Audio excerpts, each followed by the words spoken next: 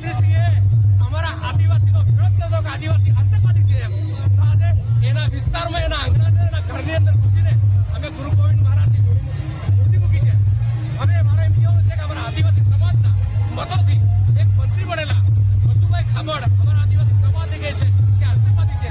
સાહેબ, તમે એટલું ધ્યાન રાખજો. આદિવાસી સમાજે ખેડૂત છે 2027 ઘર ભેગી કરી નાખી.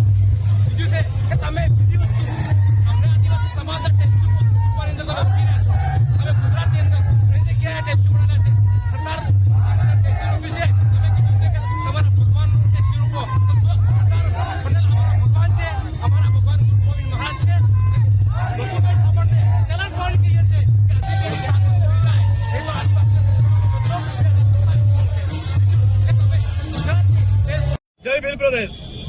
આજે તારીખ 24/12/2024 પીપેરો ખાતે ધાનપુર તાલુકાના આદિવાસી પરિવાર દ્વારા ક્રાંતિકારી ગુરુ ગોવિંદ ચોની મૂર્તિનું અનાવરણ કરવામાં આવ્યું છે.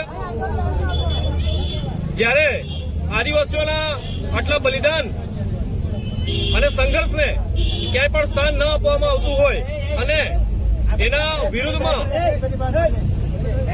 આદિવાસીઓનું અપમાન કરવામાં આવતું હોય એવા સમયમાં આદિવાસીઓને આહવાન કરીએ છીએ કે આદિવાસીઓને એક થવાનો સમય આવી ગયો છે. આવી મૂર્તિઓ, આવા ક્રાંતિકારીઓ દરેક જગ્યાએ આપણે સ્થાપના કરીએ અને આદિવાસી સમાજમાં જનજાગરણ લાવીએ. એ માટે આદિવાસી પરિવાર અને અલગ અલગ પાર્ટી પક્ષ પણ એમાં સમાવેશ કરી અને અલગ અલગ વિચારધારા ફેલાવવાનું કામ કરીએ. એ માટેની શરૂઆત અહીંયા થઈ ચૂકી છે. આવનાર સમયમાં દરેક જગ્યાએ આવા આદિવાસી ક્રાંતિકારીઓની મૂર્તિઓનું સ્થાપન પણ કરવામાં આવશે. જોહાર, જય ભીલ પ્રદેશ.